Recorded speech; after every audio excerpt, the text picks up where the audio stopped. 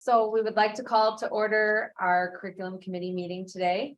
And everyone on the committee is in attendance, including Tim Shell, Amy Johnson, Randy Gutenberg, and Lisa Jondo. We are needing to approve the agenda, but we are going to make a slight change. Yes, just to kind of facilitate staff availability, would like to switch the SEL and report card items in the agenda, so the SEL item goes first. So move that adjustment. Second. All in favor? Aye. Thank you very much. So moving on, I don't believe we have any public comments. So we can move on to the SEL presentation and how we are measuring it, led by Lisa Jondo. Thanks for being here. Well, thank you. I am excited to chat about our SEL goal and sort of practices currently. So I have a one pager. Thanks for putting it up there, Rebecca. And it's basically a snapshot of how we, as an SEL district team, reviewed the board's draft priorities and really focused on the areas that meant the most to the team and what they could do to ensure that we're continuing to grow and develop capacity around those 5 CASEL domains. So in short, what you'll see in the middle is in the fall, each school distributed a survey to staff focused on the first CASEL domain of self-management. And that was really going to be a theme woven throughout the year, is that self-management and growing in capacity to both teaching and learning those skills. So those are a couple of items that students or that staff at various levels were using as a baseline to hone in on where those self-management skills needed further attention and development. That survey will be administered again in the spring, and we'll be obviously just looking for measured growth in that area. Additionally, the other point in the board's draft priorities was focused on a mental health system needs assessment. And that final point on the summary page just speaks to the fact that there are 9 of us, both administrators and student services personnel, who are participating in a year-long mental health academy that's hosted by ASA. So every other month we have an in-person training day facilitated by the ASA team. And then every other month we have a 1-hour just Zoom session that we're looking at how we're making progress. So one of the goals priorities was to complete a mental health needs assessment, and that team is really taking charge of that. And in addition, by the end of the school year, their big action item is to create a mental health resource map for the district. So outlining what sort of mental health resources we have, interventions, how we're supporting students, and measuring their growth in that area. So that's sort of just kind of a snapshot in time based on the board's priorities, based on the SEL sort of district team, and of course our main building happenings.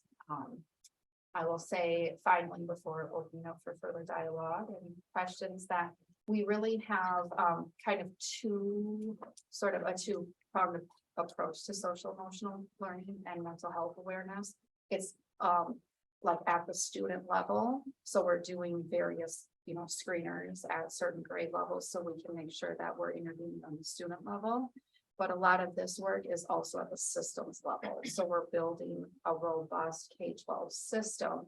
So we're embedding these CASEL standards into our advisory programs, into our morning circles. So we're really hitting on the skills and having a more proactive systems approach to how we're teaching about social and emotional things. Ask a question? Yes, please. Maybe 2. Mm. So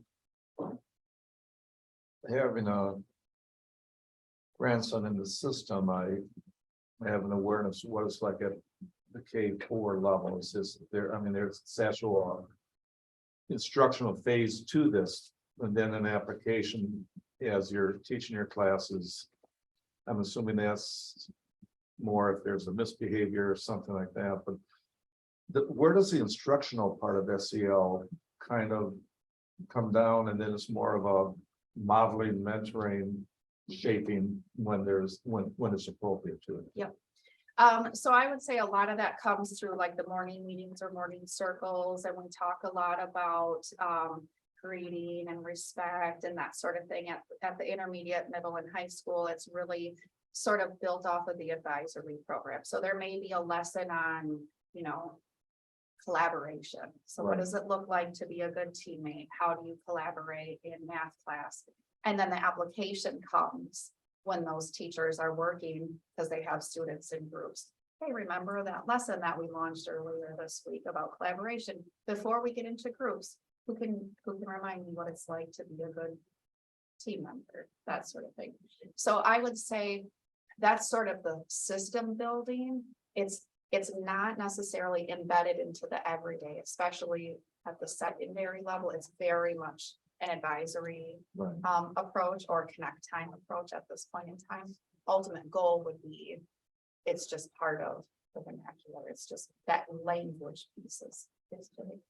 When you use the word self-management as a first grader versus a sophomore, the premise is the same. You're able to feel your emotions and recognize how to best cope with those emotions. That's really helpful. And then the second question, and it came out of our staff listening session, there seemed to be a strong wish for guidance as to how to integrate some of the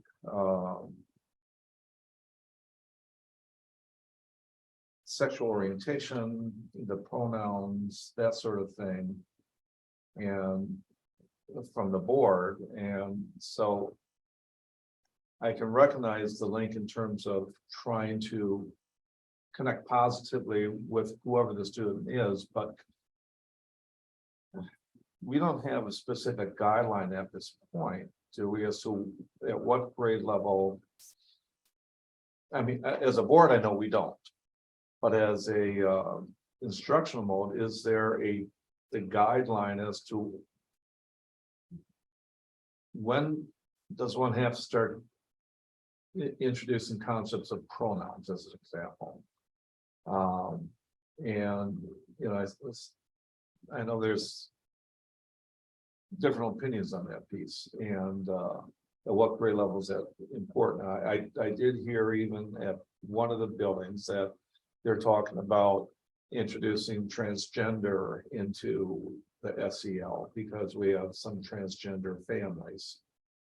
And I guess I'm concerned that we, as a board, we don't have a guidelines or a policy about that, but is there a guideline from the DPI that we're using? That's my question. It's a very big question. It is. I mean, I would have to look into the DPI guidelines around, there's certainly, umbrella terms around identity development, for example. That would be a standard that we would be expected to hit through human growth and development and or SEL. Now, what identity development means, there isn't like a curriculum checklist of items except in human growth and development where they would potentially touch on that. So I understand the ask. I don't have a super confident answer for you, but I can certainly look into it. If that would be helpful to you. I can supplement it a little bit here. I think some of the things we look at is, let's just use kindergarten, use that as an example. And we've had students who have been going through gender identity transitions or discussions amongst their family at the lowest K2 level. When we look at things like our human growth and development, that's not an item, I believe, till, help me out, to maybe second, third grade. Just identity in general. To actually get into Right. greater specificity, that would be something in higher grades. Yeah, it's a higher grade. Within that But part of am I the curriculum. allowing a student in a family who has that as part of of who they are as a family and as a child. Is that something that's within a classroom? Certainly. Does that mean because you have a family who is experiencing that in K2, that now that becomes part of the general curriculum for everybody? My answer is no. What I've stated is that's something we address on an individual basis and if need be with that classroom. But that's been a question that we've received as far as how we kind of address it at some of those lower levels, paralleling what Lisa was saying with regards to where do things fall within like human growth and development. Because we have to be cautious that just because it's something falls during what we're titling SEL or embedded concepts there, that it doesn't kind of go beyond what we've identified as our scope and sequence for the human growth and development, which has some very specific aspects of it. Right. That's kind of my answer, and that's, I guess, the guidance I think I'm trying to give. But if Tim or Amy have something else to add to supplement that further, but that's at least my. Sounds good.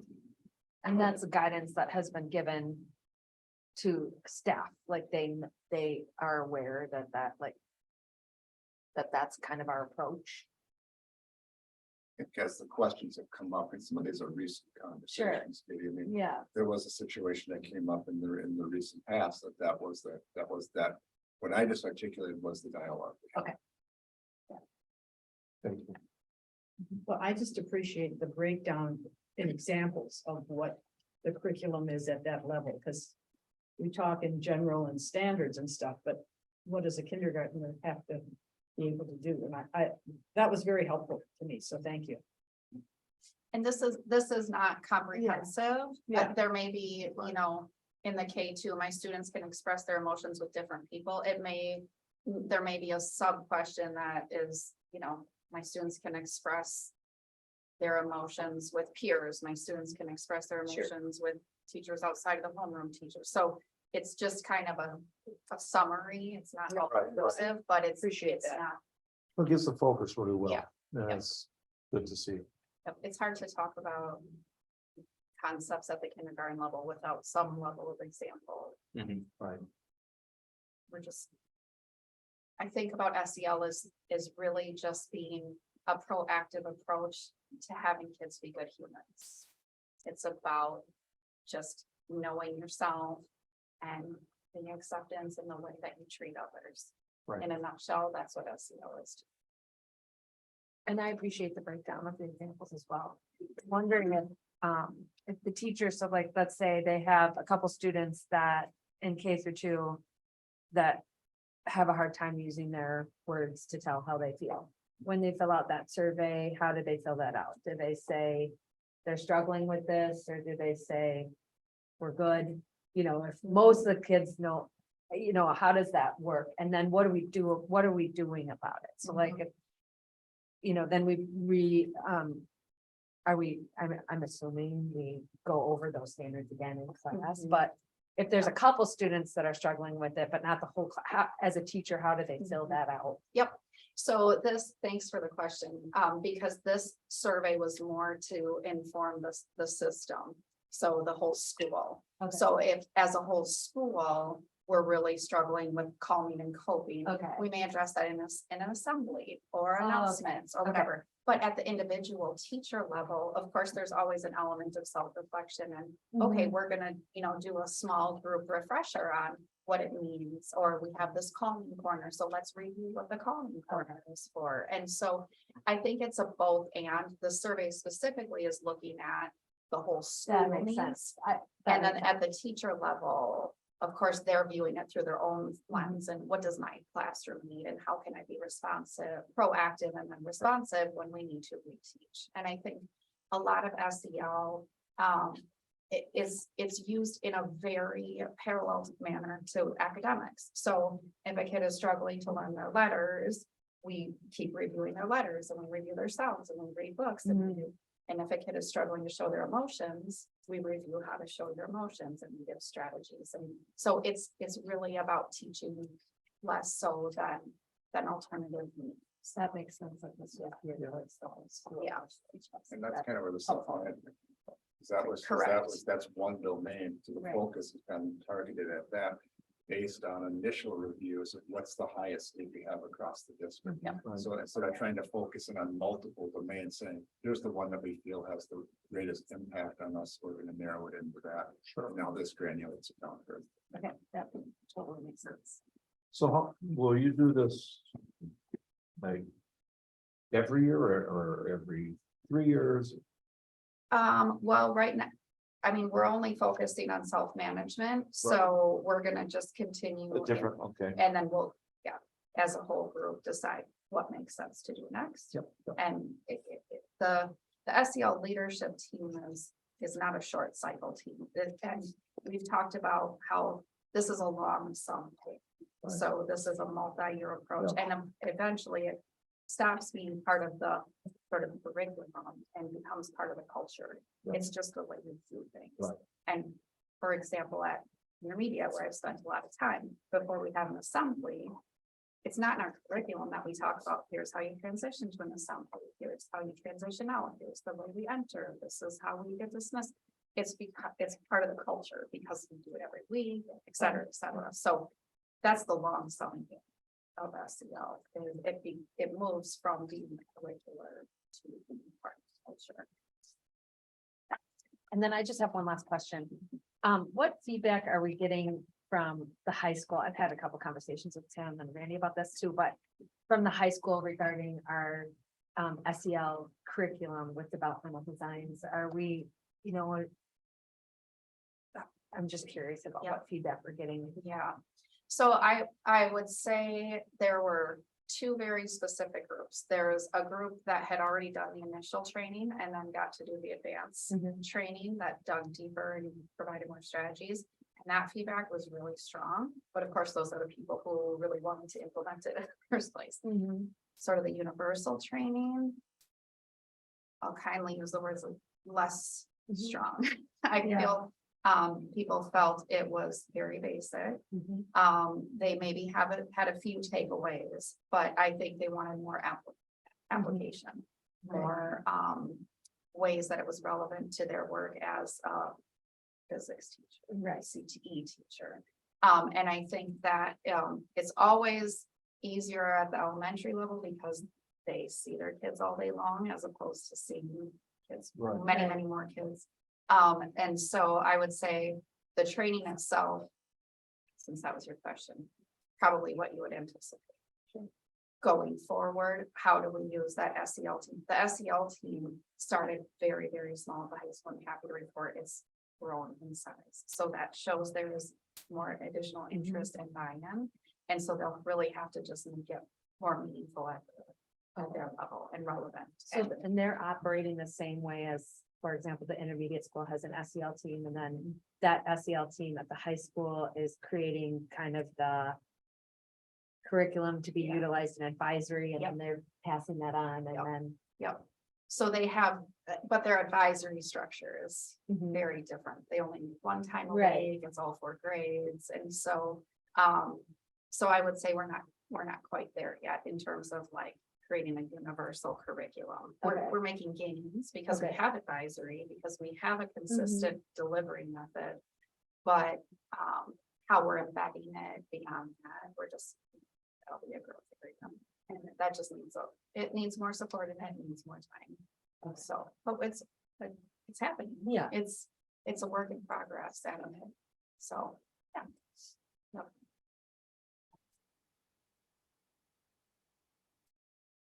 Any other questions? Very nice. Okay.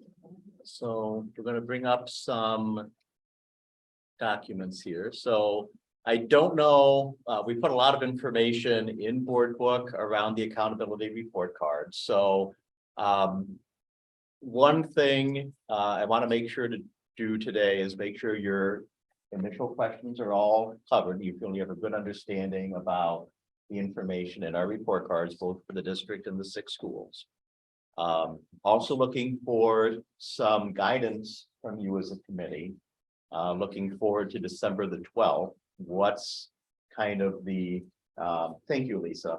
What's kind of the granularity that you feel would be good to bring into the meeting on the 12th. And one thing is there is kind of a follow-on data analysis project that will probably come into your next meeting to go a little deeper on one set of data that really isn't presented here. But we'll get to that when we get to the school report cards. So at any point, stop for questions and we can I get have, them as we can. I have one, and I don't know if it should be before the presentation or after, but I would kind of like, from both your points of view, looking at the data, because I was looking at it, and there's a lot of ways to read this and for me to misunderstand it, but generally speaking, the report card must show 4 or 5 things that the district you feel are doing really well. And maybe some 4 or 5 that need focus. Do you get that from the report card? And that can be for later too. Well, I think, one thing I would point out is with the accountability report cards, a lot of this is based on state assessment data. The overwhelming majority, not all of it, but a lot of it. And we know we've had disruptions with the pandemic. We also know that we've had some challenges in certain grades with test participation. So there's some parts of the report card where I would say,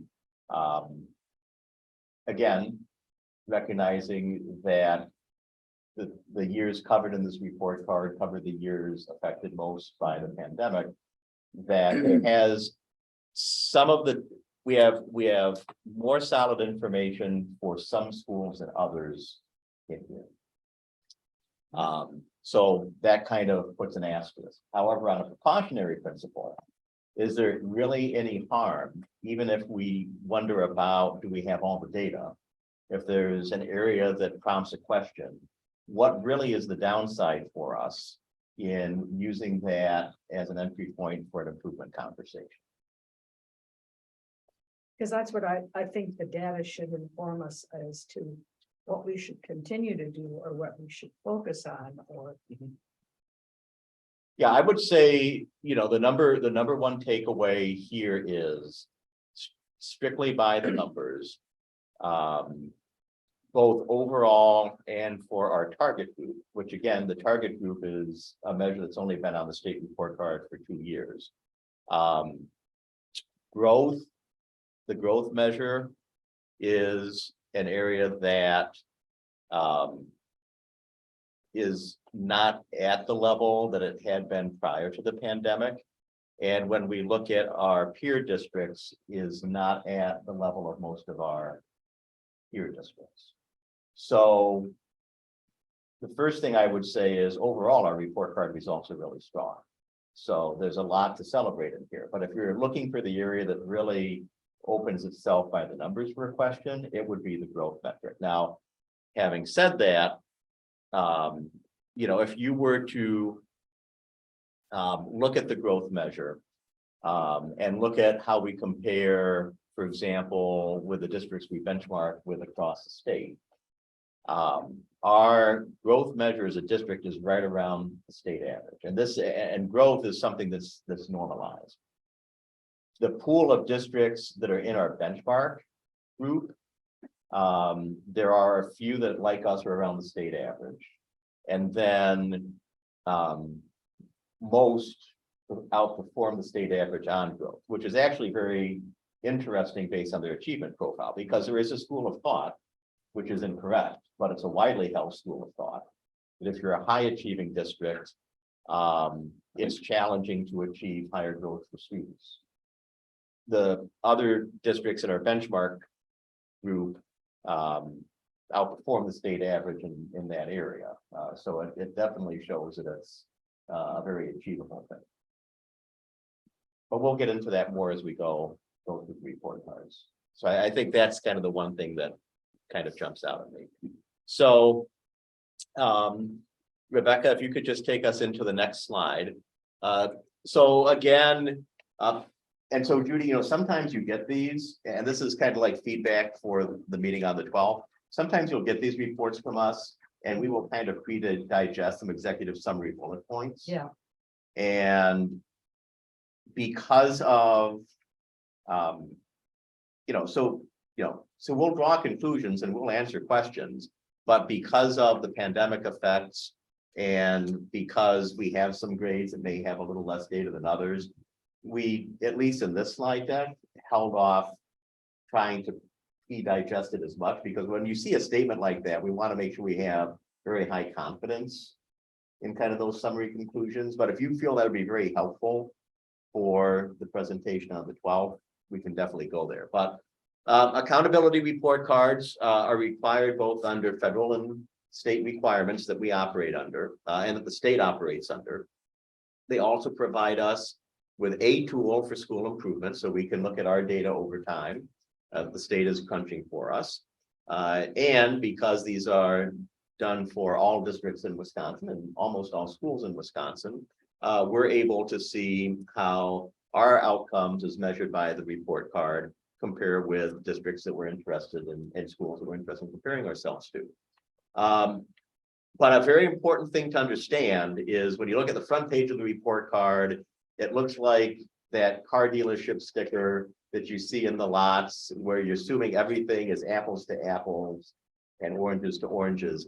The reality with the report card is a little more complex.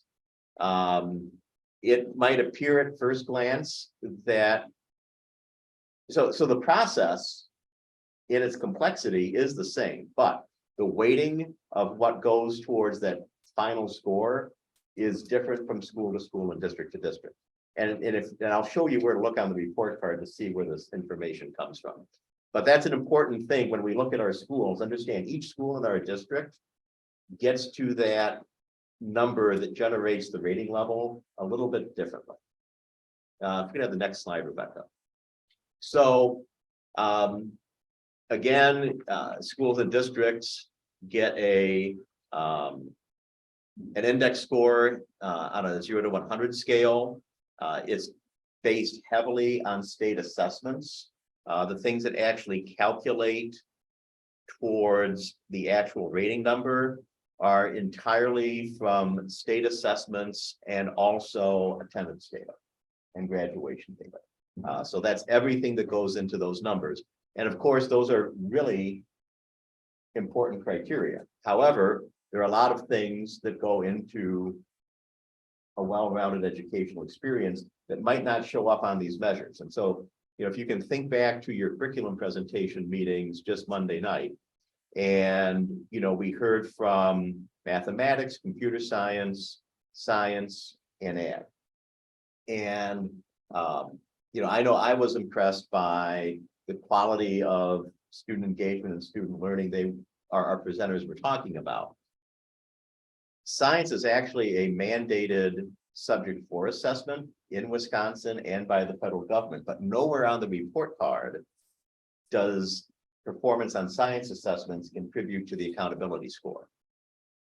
There's information in areas that are of special interest to ag and our other CTE areas presented informationally on the report card, and we'll look at that in a little bit, but nowhere directly do student outcomes in programs like agriculture or computer science and others translate to the actual score. So that's an important thing to keep in mind.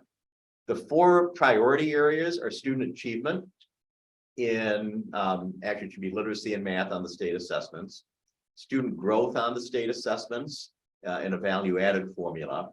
Our newer priority area that was introduced 2 years ago is the target group. And so the concept of the target group is a very simple concept. But again, it looks a little different from school to school. It's taking your lowest 25% of the student population as measured by the state assessments, and then tracking their performance forward.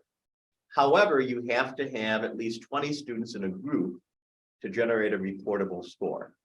And for our elementary level, finding 20 students, taking our total population, we have data for that 25%, and then having a post measure the next year, we have not yet reached a point where we have 20 students in that group. So when you look at, because it's school by school. Now, the elementary, they will show up in our district number, but they don't generate a school number. Because again, a typical elementary class for us will run anywhere from 80 to maybe 105 pupils. Even if it's 100 pupils, that might be 25, and they all took the test, which they don't all take the test.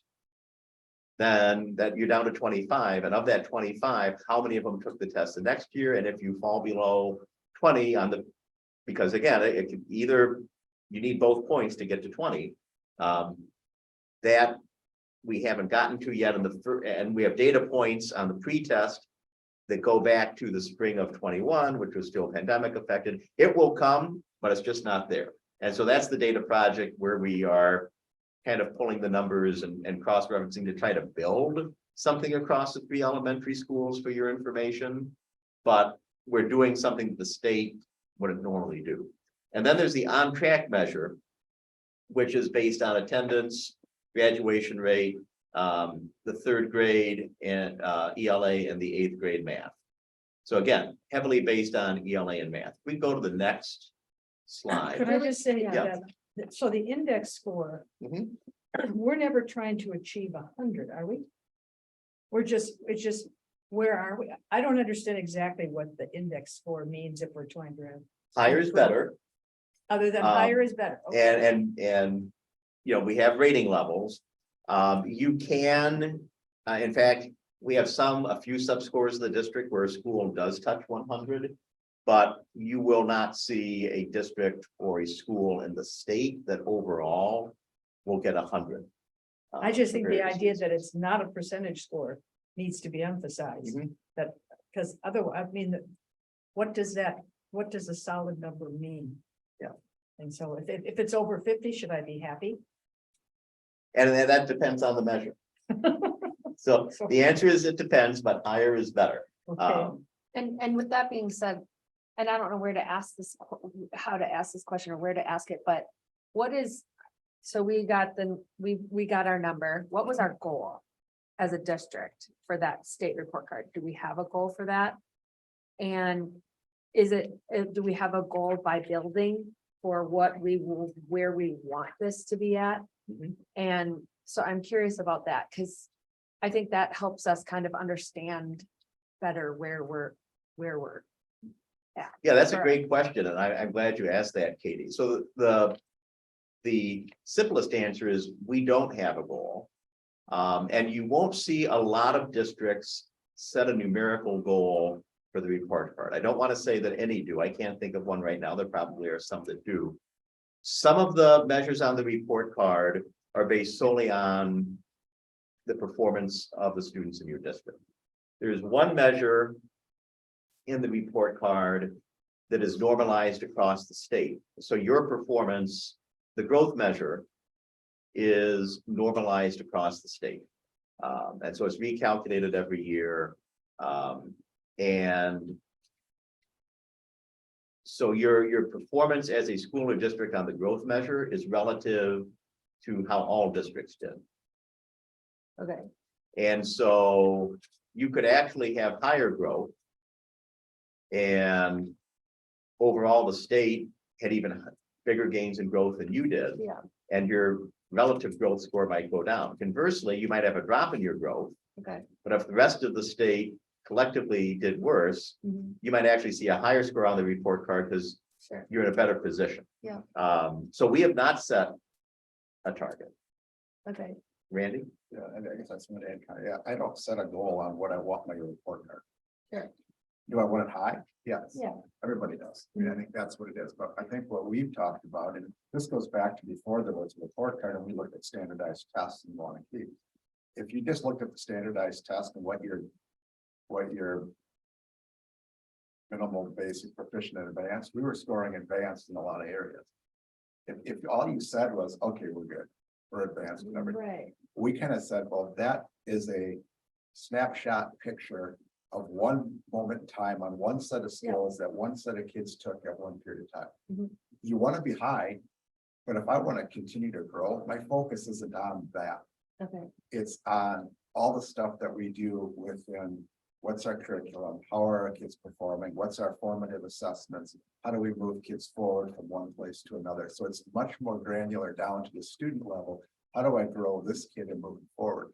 If we do a good job with our curriculum and our assessment and our response to those things, these will be strong. Okay. Now, are there trends like Tim said that you say, well, we're not seeing the growth level? Yeah, that's something we have to look at, but I don't think there was ever a goal that we put out there that said we want our index score to be X. Sure. It's been focused, and I want you, Katie, as a student to grow. Okay. And if we can work on that, this will work out positively for us as a district. Okay. That's at least my take. Yeah, thanks for explaining that. So Tim, I'm sorry, we may not get through this thing. On the track to graduation, so they only use only the third grade reading factors into that. So if I was an elementary school, my on track would come from my attendance and my third grade ELA. Okay, If I was the intermediate school, that metric would be attendance driven. If I was the middle school, it'd be based on the 8th grade math and the student attendance. And if I was the high school, it'd be based on attendance and graduation rate. And for us as a district, all of those factors come into play. okay, so they don't care at the middle school what your reading level is in terms of determining graduation rate. So the concept here is, so there's caring because it's heavily weighted on other priority areas. The reason why third grade reading and 8th grade math show up again. So like a student's performance on 8th grade math, for example, is going to show up in the middle school's achievement and the district's achievement. It's going to show up in the middle school's math growth and the district's math growth. And it's going to show up in the middle schools and the district's on track. The reason why is when there have been significantly in-depth studies on what are early markers of a student's trajectory towards post-secondary success, attendance, graduation rate, performance on a middle school mathematics measure, and performance on an elementary literacy measure have the greatest statistical correlation with post-graduation outcomes.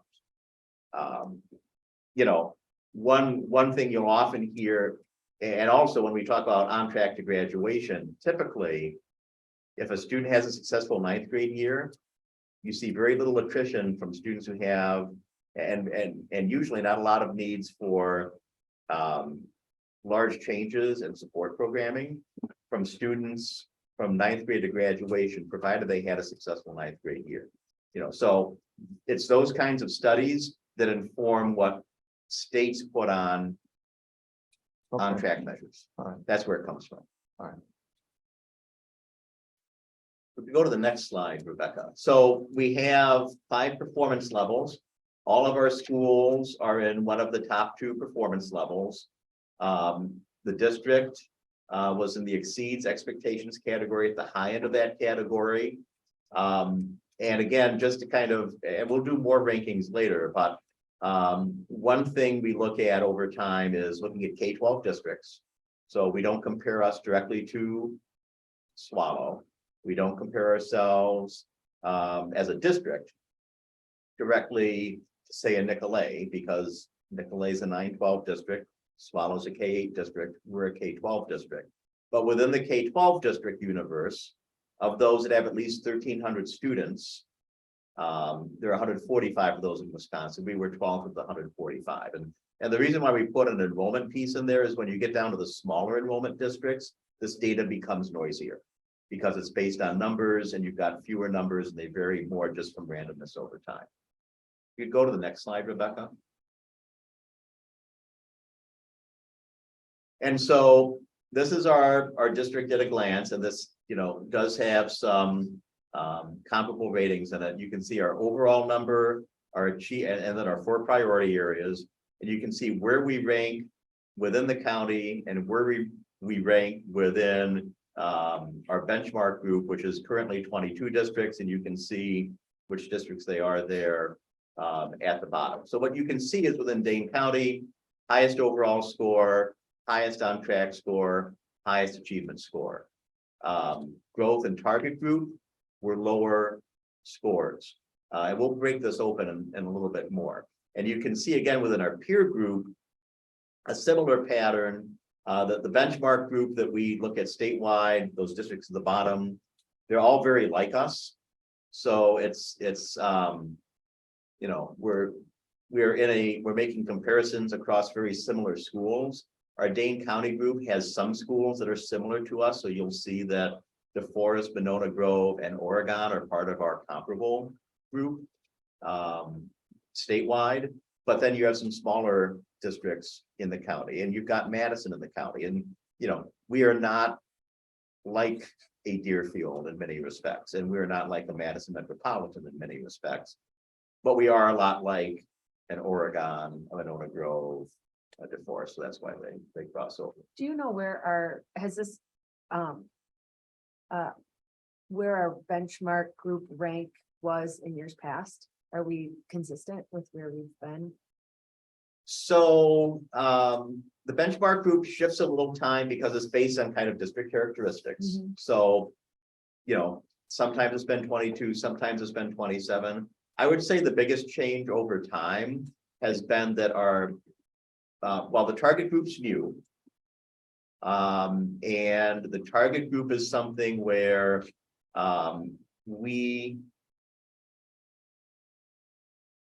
the priority area we placed was never our strongest priority area, but we, compared to other districts, do a little less well on the target group compared to previously, and there's some reasons for that. Okay, And the growth relative to the county and the benchmark group is a little less than it's been in the past. okay. But in terms of our overall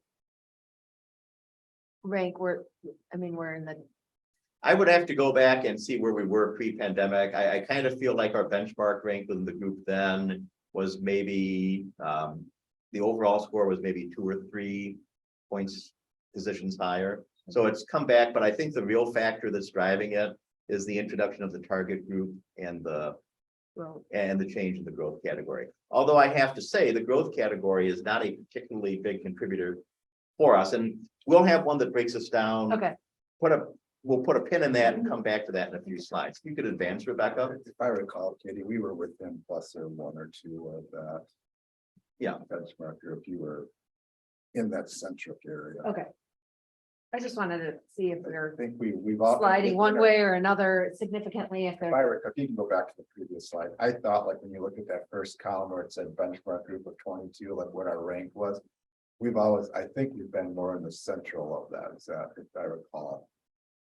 I would want to go back and We check weren't on number that. 1, is what I'm saying. Yeah. No, we were We not number weren't 1 dropping to 9. Yeah. Okay, We were somewhere in a different number in there, but it's, consistent with where we've Right. been. Okay,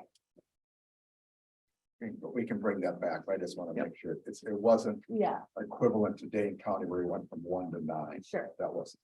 okay. So if we look at schools at a glance, again, here are all of their scores. The one thing to note is our 3 elementary schools do not have a target group. Reporting here. So we have data on that. Pulling that together, we won't be able to do the growth calculation. We can probably do some of the other calculations the state does. So in a future meeting, we'll be able to paint a clearer picture about some of the outcomes in the target group. But again, this is how our 6 schools look overall. Can you tell me what the target group is again? So the target group looks at what the state would say is your most at-risk quarter of your students. 25% group. Again, your lowest 25% on the pre-measure, and then how did their performance track over time? And I think this And will that's make why more the sense. elementary don't have enough in that group in each school. Okay, Right, because you're looking at students that were in 3rd grade to 4th grade. And how did that change? yeah. And so we only have 1 grade in there. And if you have anything in terms of students that aren't there for the 3rd grade score or the 4th grade score, then you aren't able to get to a target group score. Okay. And again, so if we could keep going. So here, this is, again, this is just a measure. I mean, when you say the target group at the intermediate school is 87.6, Yes, what does that mean? that's a great question, and I think it'll become a little more clear when we actually look at one of the school report cards in a few minutes. If we could go one more slide, Rebecca. This, again, this unpacks some of these things. So achievement, this is unpacking it to see what the ELA and the math was, the same for the growth. The target group outcome score actually consists of 4 measures, looking at the achievement, their growth on the state assessment, chronic absenteeism, and attendance. So attendance is, what's the attendance rate for the entire school in that group? So of that group of students, how was their attendance rate compared to, the group? And then chronic absenteeism, these are the students that are actually absent more than 10% of the time. And so that's different from your average daily attendance. This is looking at how many of students in the target group compared to the school are in the chronic absenteeism category. And then for the on-track, brought up district attendance and district absenteeism because they vary a little bit. And 3rd grade ELA and 8th grade math kind of stalled out in the other areas. And I didn't want to get the table too busy. But what you can see is, again, when we look at our lowest, so one thing that the target group, we generate a fairly average number there. And the actual achievement level of our lowest 25% of students is the highest in Dane County. And our target group achievement for our lowest 25% is the 3rd highest in our group of 22 comparable districts. So the achievement level is high. What's noteworthy, because it also tracks back to what we are seeing kind of in the growth area, is that again, for our lowest 25% of students, their growth rate within the 16 Dane County districts was 15th out of 16. And within 22 benchmark districts, there is 20 out of 22. Now, relative to the state, the picture would be rosier. So it's partly because there's a lot of focus going on with it. I shouldn't attribute focus. I will say that as a benchmark group and as a Dane County group, you're seeing relatively strong target group performance within these 2 comparison groups. And so relative to the groups we're comparing to, we're in the lower area. When we look at measures like chronic absenteeism and district attendance, faring fairly well compared to our Dane County peers. Top 3rd for attendance and a little kind of bit back for a benchmark group on chronic absenteeism. So this kind of expands the picture a little more. Yes, Mark. It seems incongruous that your target group achievement can be high and your growth with that can be low.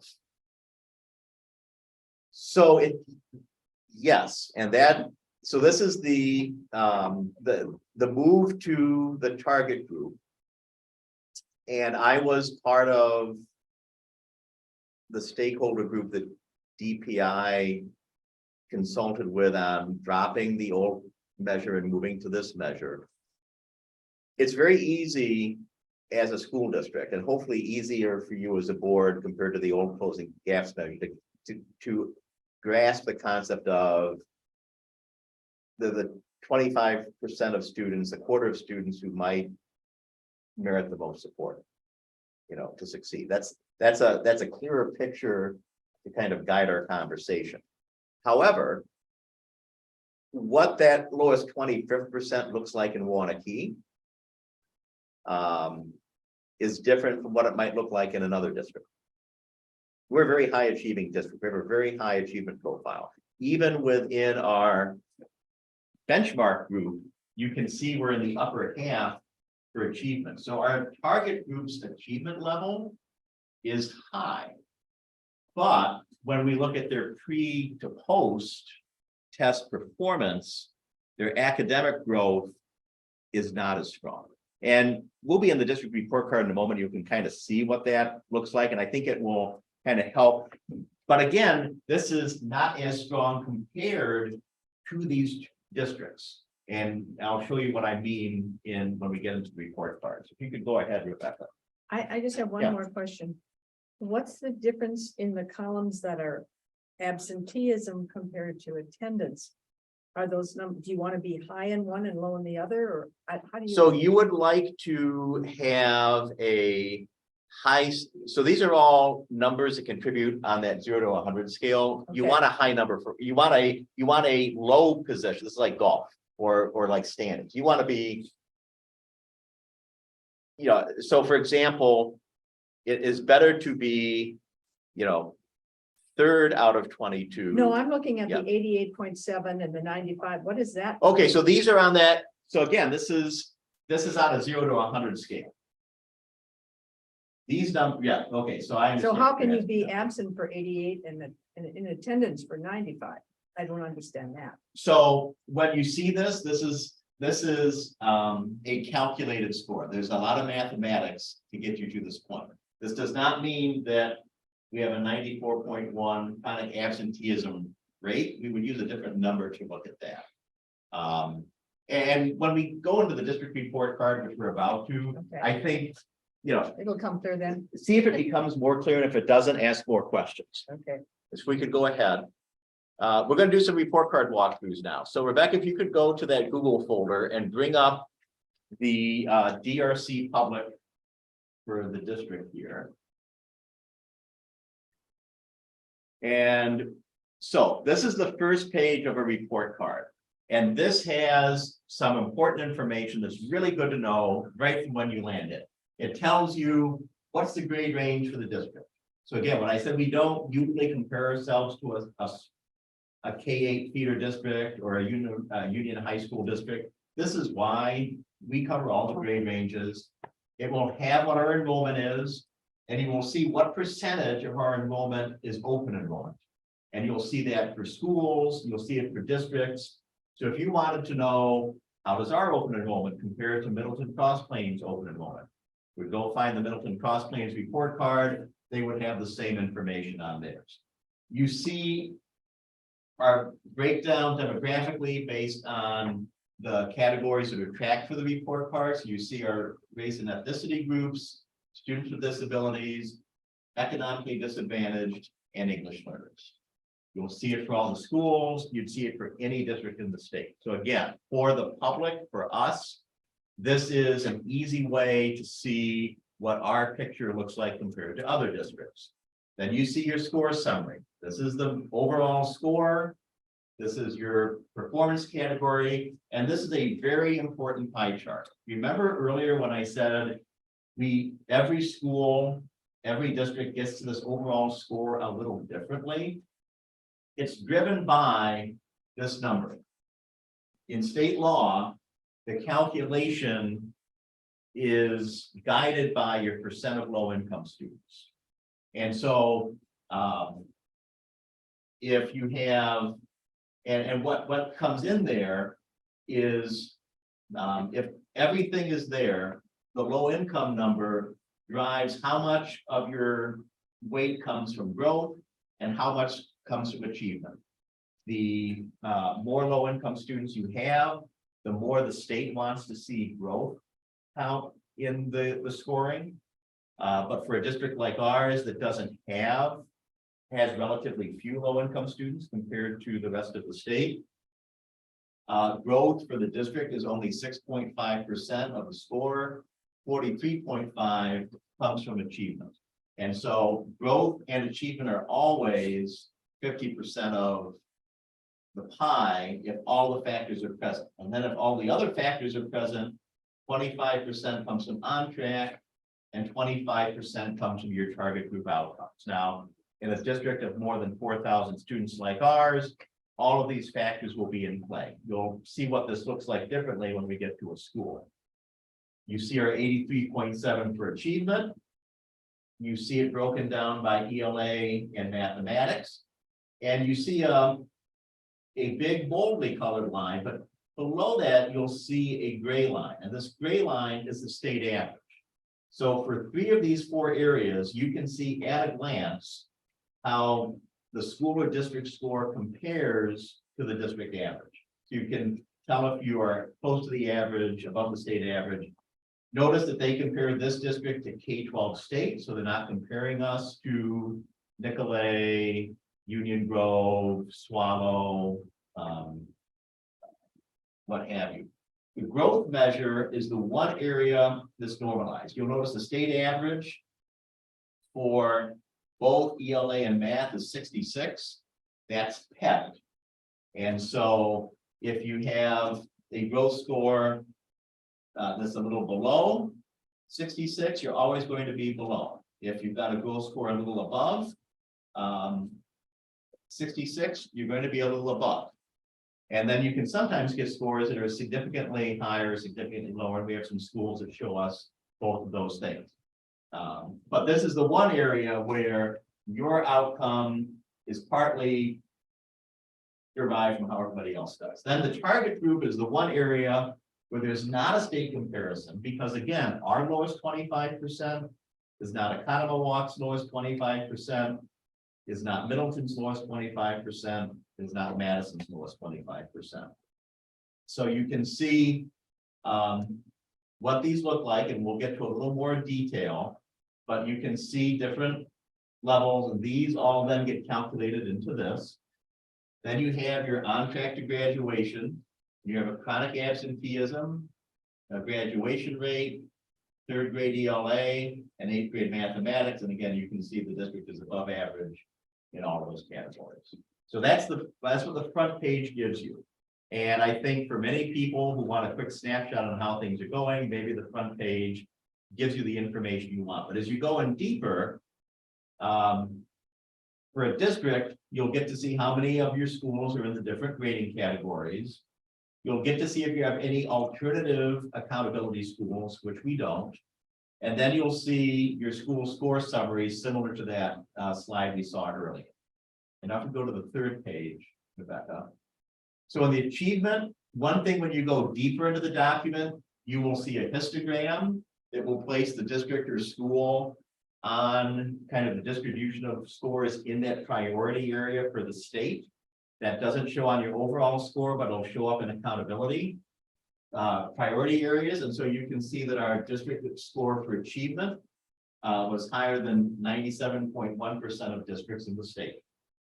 And then it will break down, again, an overall number, 83.7, ELA number, math number, and then you can see how those numbers look where we have enough students in the district to break them down. And at the district level, we can break them down for every group the state tracks, except for American Indian or Alaska Natives and Native Hawaiian or Pacific Islanders. At the state level, we get to numbers where you can disaggregate it, and then you've got a little piece over here that shows how did your score change from the preceding year.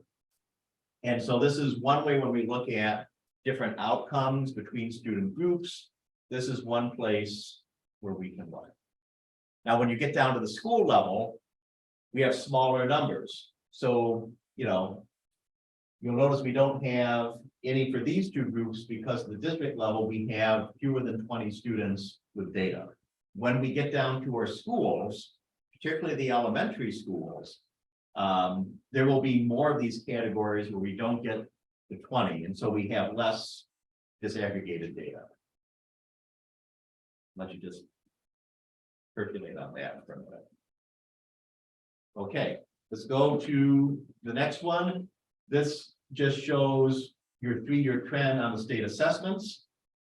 And then if you go down into achievement, you get to see test participation rates. Again, this is for the district. What your test participation rate was for ELA and math, and what your lowest participating group was. And again, this is for the district. And then it will give you 3 years of proficiency rates in different categories. Again, broken down by all those groups for ELA and mathematics for a deeper dive. A lot of which you've seen with our state assessment data earlier. So if you go on to the next page, Rebecca. Here is the growth. Now, growth is on a value-added formula. It's a multi-level statistical model that tries to account for student characteristics. You can see that as a district, our score was the same or higher than 47% of districts in the state, so pretty much in the middle for growth. And then when we go down a little further, this is a little bit of a different look, but again, for all the groups where we get to at least 20, we get to see where we are in relation to the growth measure. Now, the growth measure, because it's heavily calculated, is normalized. Think of it as like grading on a curve. So the middle number is 3. And then you see the scale is 0 to 6. These represent standard deviations. So if you see, which we don't see on here, but we'll see on some schools, if you're to see a 2.0 or a 4.0, that would mean the group was 1 standard deviation above or below the average, which is pretty significant. And so I know one question we've talked about is how are the outcomes looking for our students that need the most support? One of the comparisons the state draws on the growth calculation, students that were proficient last year and students that were not proficient last year. Now, in Wisconsin, you can be at the 60th percentile, so above the national average, and be not proficient. So it's important to recognize not proficient here is a much higher bar than the target group. But this does show for proficient versus not proficient, what were the growth measures. We see it for students with disabilities. And actually, we see similar growth for students with disabilities. With and without in mathematics, we actually saw that our students with disabilities had higher growth in ELA. We look at economically disadvantaged, we see I should say English learners and English proficient students, very similar. Likewise, economically and non-economically disadvantaged. So I think something you can take away from the district level chart is there are some small differences across the groups, but you don't see anything big. And that's actually probably a good thing, except that you might want to see the not proficient students gaining at a higher rate. Mark? All right, so I'm a little confused because this is the whole district, Yes, but it's only 1,800 plus students. yes. So what happened to the other 2,300 students? So that's a great question. Some of them didn't participate in testing. So this is all based on a pre and a post test. So think spring 2021 testing to spring 2022 testing. So first of all, the seniors from last spring didn't have a spring test. Kindergarten students aren't tested, first grade students aren't tested, second grade students aren't tested, third grade students are tested, but they weren't tested in second grade, so they don't have a growth score. So these are the 1,800 or 1,900 students that over the 2 years had data so you could calculate a growth score. So basically 4th through junior year. Yep, 4th through 11th. So you had mentioned that the non-proficient last year, you'd like to see them growing at a higher rate. Yes. So what is like, do we have a goal about that, around that? And what are we going to do to try and get them to grow at a higher rate? I know So that's kind of a big question. we but- don't have a target Okay, in terms of a goal. But I think this is where, when we get to questions like, how are we using contact time at the high school? When we look at, one thing the middle school is doing this year with iReady is they're trying to build in more practice time for students to use the self-paced learning modules in iReady, kind of like with Lexia or Greenbox, you might see that happen in the elementary schools.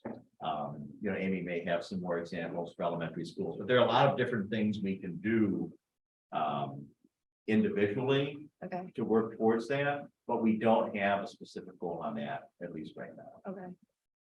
And I mean, I think I appreciate the question that Judy, you had at the beginning, like where are 4 areas of strengths? We have so many of them.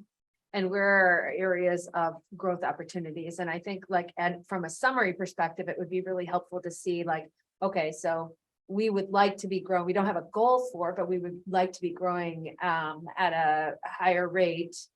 And so I think it would be good information to have, but what are we doing to address that? We recognize that that's an area that we want to see improvement. So what are we doing to address that? I mean, that would be something I would like to see. And then the other question I had, if we go back to the achievement, this is kind of the same thing. Like when I'm looking at this data, and Judy, you said you looked at it a certain way, and we're all looking at it differently. But what I pulled from it is 43% of our students are at basic or below. About 43% are at basic or below in ELA, and in last year. And in 2018 and 2019, 36% of our students. So there's a 10% change there. And with math, I look at it and I say 36% of our students were at basic or below. And that's an 8% change. So I'm wondering what our goal is. I understand that there's the pandemic was in there and all these things that are out of our control. But this is just something for, the next presentation. What is our goal? I think we need to have some sort of goals around this stuff. Not necessarily we need to be at this number, but this is an area where we would want to see improvement, and then what we're doing about that, which I know we're doing a million things about that, but it would be good to know what we're doing. So, because otherwise it's like so much information that I would like to focus on the main things, the main areas where we see we have an area for growth. And I think it's really great to celebrate our strengths too. I mean, we've got a lot of areas that we can celebrate as well. But for me, I would like to see what are our goals in improving these numbers? And how are we getting there? And I think something to keep in mind is that we have implemented things like we've had coaches and programs, and you can't look at one year and the next and say, how are they working? They need some time to be effective. And so that's why I was looking at you guys to say, we know what the numbers are. We know what we've got in place. And do we still have concerns that we should know about to support you in? Or it's more of a flavor of, are we doing better or not? I don't rely on the numbers Right. exactly. I don't think it tells a story. And I completely understand that this is one data point, but it is a data point that we do have. And I think that we need to, I think it's important to, if we've got it, talking about it, we should look at it and, utilize it as something that we're going to do something about. But I think to Judy's point, that, we have supported the lower 43% with interventionists and that sort of thing, quite frequently over the past couple of years. We've increased those numbers. If we need to move the needle, do we need to add more? Or is it, as a board member, that'd be a high priority. If we need more human resource to help move the needle, then I think we need to hear that, Yes, rather than we're gonna make do with what we got because, we've got more than other districts maybe. But to move the needle, if we need more, as a board member, we need to know that so we can provide it. But again, emphasizing it takes time to move. Exactly, right. And so we don't just keep adding 2 more positions because it's not fast enough. I think we've got to let what we've done percolate.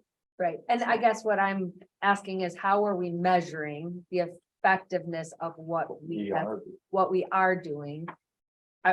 I would like to know that, like how we're measuring, what our goals are for what we currently are doing, how we're measuring it, so that we can help support, make decisions if we need more. And I wonder if the measuring is something less than these major report cards. Yeah. The measuring should be maybe some softer signs that within our district that we feel like things are improving. I don't know, is that even logical? No, I mean, and again, everything coming from here is based on the state assessments. And so, you know, in particular with, again, I'm not gonna harp on this for long, but, you know, when you have, you know, 25% or more of 9th and 10th graders not taking the state assessment on the growth measure, that's hitting you on the pre and the post. So the data we have is the data we have, but it means instead of driving in broad daylight at noon, you're driving at dusk in a fog.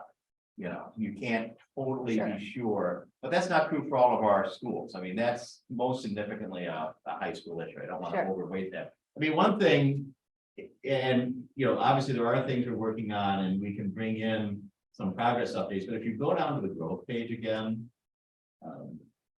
So if you were, scroll up, if you were to look at this for, and again, they're a little bit of a unicorn within the benchmark group. So you have to acknowledge that. But if you were to look at the growth score for Whitefish Bay this year, it was 99.2. And they were at 98.3 in ELA and 100 in mathematics. And where did they rank in achievement? Well, the highest, In both achievement and growth? yes. So, okay, So we don't have dates, but we are going to be looking very closely at what they do. And others that pop this way, Cedarburg, Kettle Moraine, would be 3 districts that had very high, although not as high as Whitefish Bay, growth scores in both ELA and mathematics. And so, you At a know, practical level, you want to know what they're doing. right, to kind of compare practices and understand that every district has its own context and what might work for them might not work for us. But we also, I think, when you see outcomes like that, you want to have a really good understanding of what their context is and what they're doing. And are there any takeaways that would be applicable to our situation? So that's one of the things you get out of the report card. Let's go to the target group area though, because I know you had questions about that. So for target group outcomes, again, you can see, you know, even though I'm saying this is not an area that's necessarily lifting us up, it is, in fairness, I do have to point out that our target group score is the same or higher than 80.7% of districts in the state. So we are an above average district in the target score metric. And so what they do is they look at your points-based proficiency rates, which is 0.5 point for a basic, so 0 points for below basic, 0.5 point for a basic, 1 point for a proficient, and 1.5 points for advanced. And this is the index score for our target group and our non-target group. And so in the space of a year or so, you're not going to see your target group overall being the lowest 25% catch up with your non-target group. So you always want to see this gap close, but there's certain realities in the measure that come into play here. But then we look at what is the value added score for both of these. And you can see that for both ELA and math at the district level, the target group score is not higher than the non-target group score. Now it's close, particularly in the area of mathematics, but again, for this group that's in the lowest 25%, would like growth to be higher overall, but in particular, you would like to see higher growth for your students that are most in need of support, where you're aligning your resources. So, and again, this is just on the state assessment, so I don't want to this is a measure, not the only measure, but this is something that's worthy of attention. Now, something, if we go down here, that is the case. Let's go down to the chronic absenteeism, because I think this gets to something Judy had. So this is 100 minus the multi-year average chronic absenteeism rate, which is the 10%. So a higher score is better. You will see that there is a gap between our target group and our non-target group. This gap is actually better than in a lot of districts. I mean, there are some reasons that contribute to being in that lower achievement profile. Chronic absenteeism plays a role. And you can see the graduation rate that, again, in the target group, 95.2 is a good number, but our non-target group was at 100 on the scale. So that's where this comes from. And there's not really a state average in there because, again, every target group is calculated locally, but this is showing the performance comparison between the target group and the non-target group for us. And I think, again, a particular interest is the growth data there, because I think ideally we would like to see the target group outperforming. I mean, we want high growth for all kids. I want everybody both in the room and viewing this later to understand we would like to see high learning growth for all students. However, for the students that are in that lowest quarter, in particular, to get them on a good trajectory post-graduation, you would like to see a high growth number there. So that's that piece. When we go down to the on track, again, we are at the far end of that, higher than 93.7% of districts in the state. You can see that our, again, higher is better. We're in a good position relative to the state for chronic absenteeism. We're in a good position on graduation. And ultimately, graduation is why we're here. You can see the third grade ELA and eighth grade math are also noticeably above the state average. So that's the high level district stuff. I want to skate down to the end and show something very quickly here, which if you want, this is actually probably not worth a deep dive today, but maybe another time.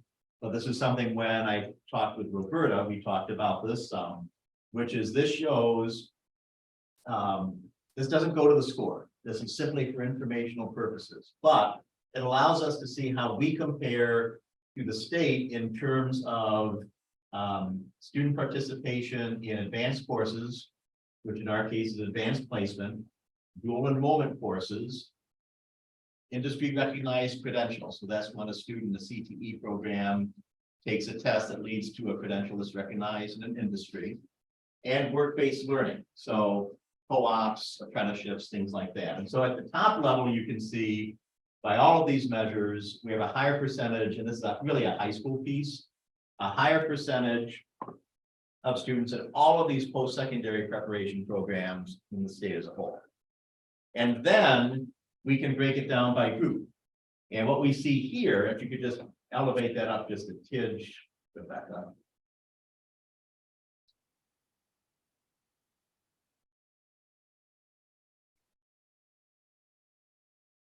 Up one, there we go. So what you see here is you can then see how we compare to the state on a disaggregated basis. So for example, when it comes to advanced placement tests, you can see that, and we can potentially use our vice students as reference point. We can see that economically disadvantaged students are less likely to participate in the district as a whole, which I think for AP, just love that, Rebecca, up a bit, was 35.9. So that's the overall district number. We can see, you know, our economically disadvantaged students, there's a gap between that district number and our economically disadvantaged number. We would like that number to go up. And yet, the percentage of our economically disadvantaged students participating in AP coursework is double the state average. So we have work to do, but our economically disadvantaged students are participating at twice the state average. You know, if we look at Latino students, definitely a gap, but above the state average. And as this is something that plays itself out, and you'll see a similar story in dual enrollment courses, industry credentials, based learning. So, you can see there's progress to be made, but you can also see that there's been progress accomplished. And if we go to the next page, this does a similar thing for the arts courses. So percent of students participating in an art and design course. We don't offer a dance course per se at our high school. You can see our music participation. And we actually count our drama course in ELA, so it doesn't show up as a distinct theater course. We count it as an ELA course. If we wanted to show up here, and we do have one, we would have to recategorize it, and we don't. So, and then you can see a similar thing for our participation rates, which again, 29, 26%. And so you can see that for all of our disaggregated groups, for art, there is a lot of consistency, and actually a lot of consistency for music too. I would say the one thing that's a little lower that's noteworthy is for music. You do see a little bit of a lower rate for economically disadvantaged students. We have come a long way with the work of our Student Assistance Fund, but this suggests there may still be some economic barriers we may need to understand a little more. Yeah, and I'll leave it at that. So that's the super high level on the district report card. If you were to go through the schools, you would see a similar story. And we are deep into the meeting. I don't want to take a lot of time. I do want to just show three things very quickly though. So if you could go back to the folder, Rebecca. I'm going to want to look at Arboretum, Prairie, and the middle school. So if we could maybe start with Arboretum here. One thing I do want to point out for Arboretum, if we go to the growth category,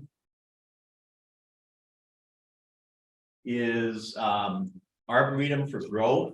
I want to point out they have 100% on the mathematics score, so they got the highest possible score on the mathematics subscore for growth. And I want to show what that looks like in the disaggregator. So you can see here that for all students, Arboretum has a 4.9. When you get 100 points on a growth score, it means your school is performing about 2 standard deviations above the average. So if you remember your statistics, that's really good. What you'd expect with a 100 score. And you can see again for Arboretum, all of Arboretum's groups that we have disaggregated data for. I mean, the lowest one are the non-proficient, but that's still 4.4. That group is well more than a standard deviation above the state average for growth. So these are awesome results. How does this compare to Prairie and Heritage? So we're going to bring Prairie up in a moment. Okay, And then we can bring up Heritage too. So if you can back out of this, Rebecca, and bring up our Prairie report card.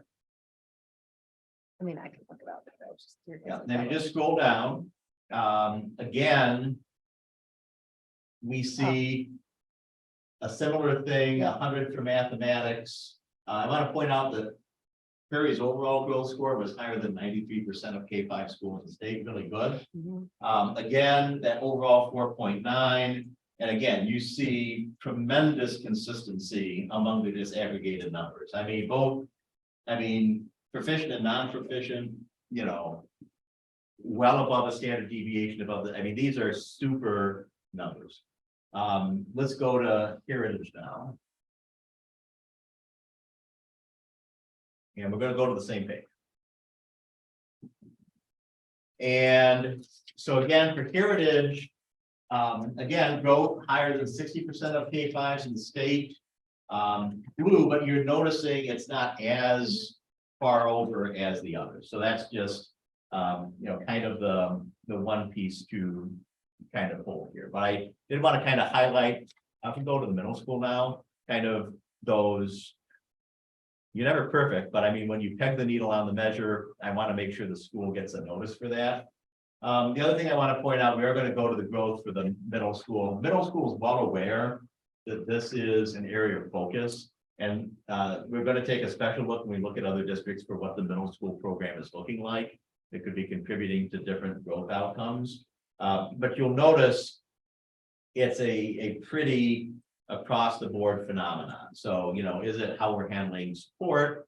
We're trying some different things out with iReady this year. Is it because they run wind time twice a week and the other schools run contact or flex time more frequently? Is it the length of the periods and the master schedule? All of these are topics of conversation in middle school. This looks different than our other districts. I mean, than our other schools. We know that, they know that, they're working hard on it. So I just wanted to acknowledge that.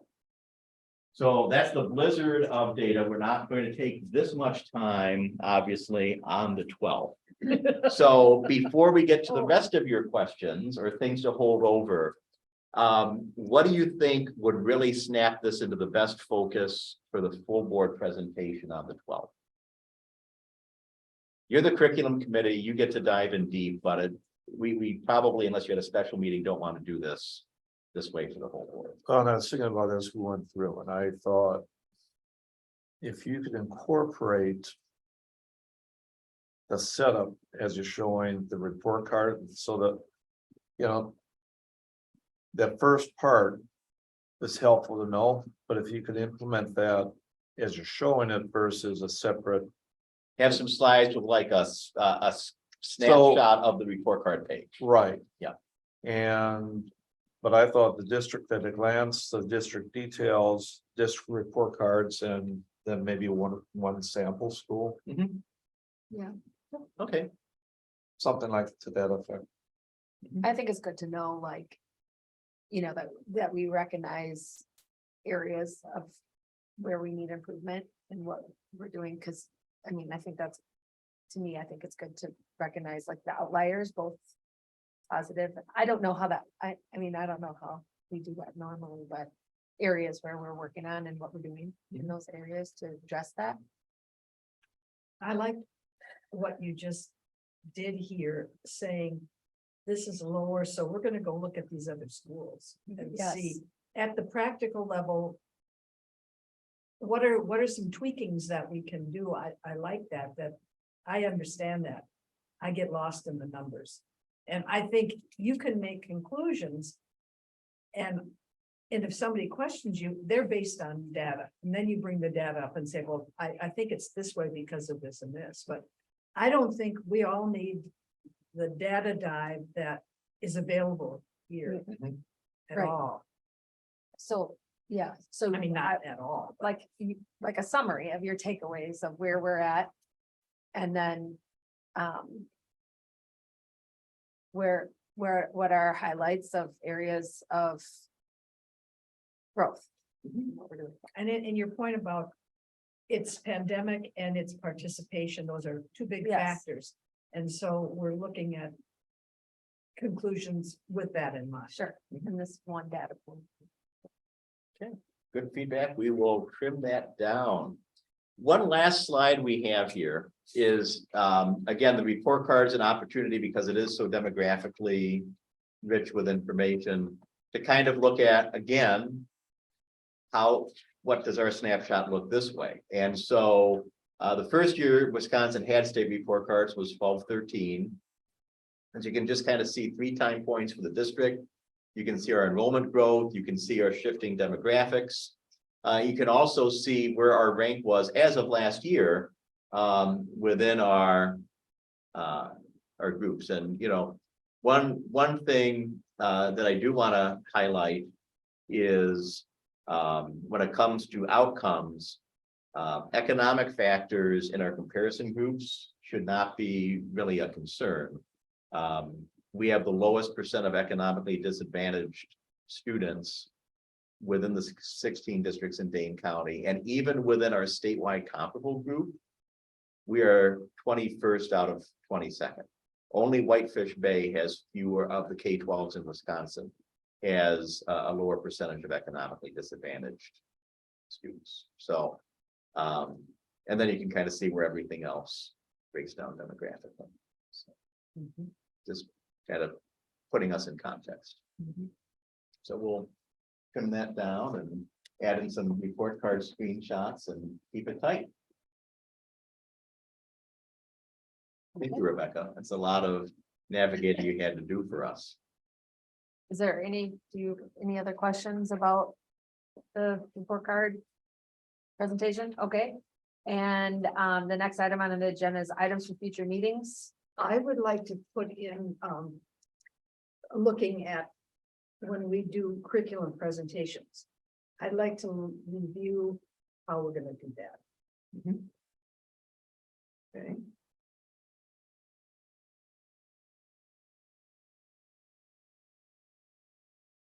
One thing we'll also have for the next meeting is, we didn't have on report cards and target group data for the elementaries, and we weren't able. There are parts of the state calculation that are really beyond our technical capability to do, but we know. We know the students who would fall into that group, so some simple things like how does that achievement index between the target group and the rest of the kids compare? We're actually able to calculate that. So there's going to be some measures on that. We will be able to bring in for the elementary level, combining the three schools. It won't be quite the same as the report card, but it's a measure we know is of interest to you, and we'll be able to put a little bit of a light on that. And I think, I keep. Maybe one of the things for future meetings as well is, I understand that, we don't have specific goals about hitting a certain number, but I'm interested, or I think it would be helpful for our group in particular, if we had a better understanding of what the building goals were for each building, and where we're at. We have priorities as a district, but I think it would be really helpful to understand what the building goals were, so that when we're looking at this information, we kind of have a better perspective of what it means or where we're at. Yeah, and I think, something, I think for us in terms of planning that. Would you want one meeting where we had all 6 schools come in, or would you maybe want? It's spread out over 2 or 3 meetings, so you could spend a little more time with each school. You have a preference? Probably spread out. Yeah, we can definitely do that. Okay, very good. Okay. So you So, want to set your next meeting? That would be, I think, a great thing to do.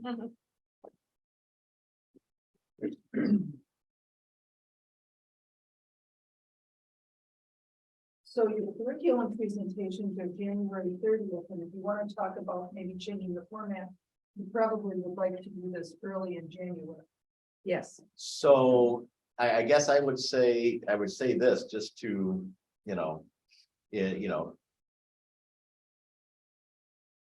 are the departments that are going to present in January are already in the middle of preparing their presentation. So I don't think we are going to be in a place to have a huge course correction. We can tweak. So I think it's a great idea to have a deeper conversation about what we're looking at, what our vision is for those presentations. But if the 3 of you have any, I know it's not exactly on the agenda, but if there's any really rapid feedback you have for us, it would be better to have it today than at our next meeting.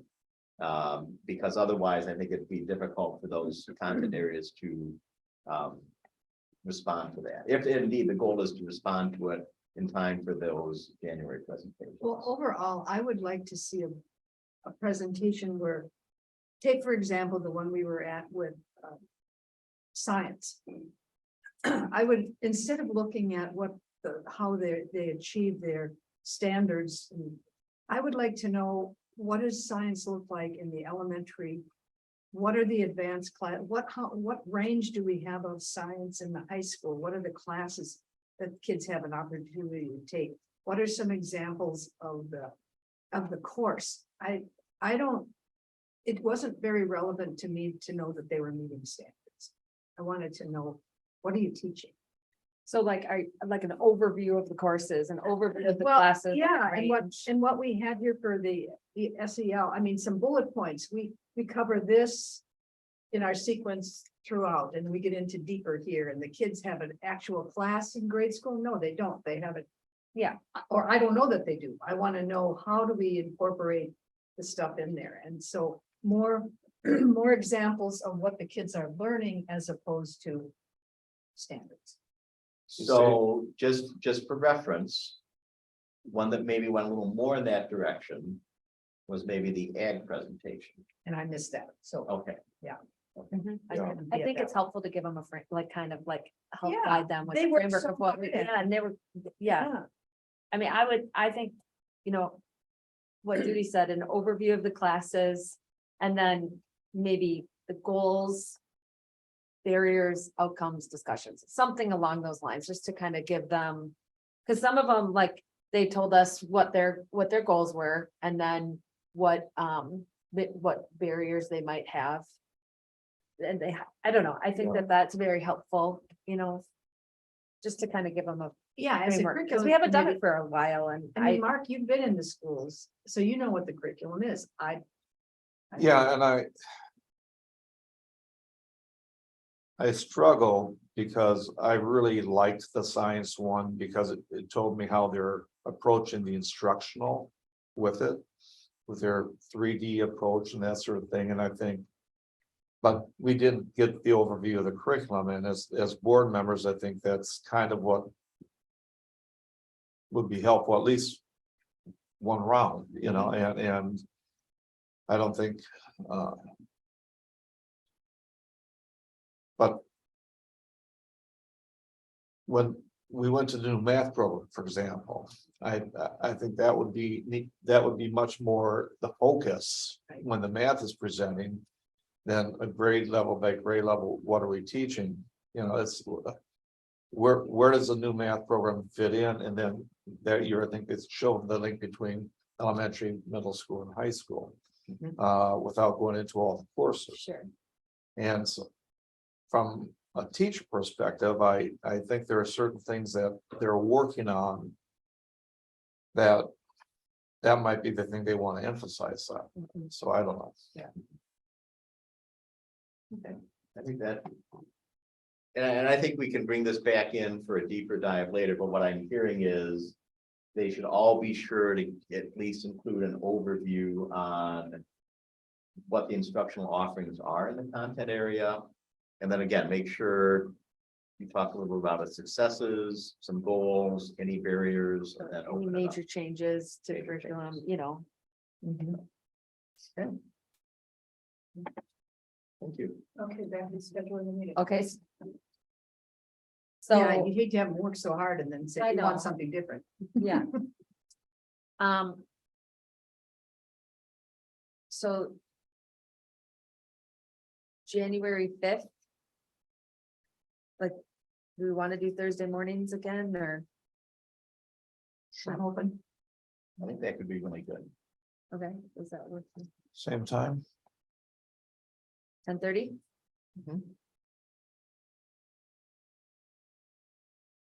It's good.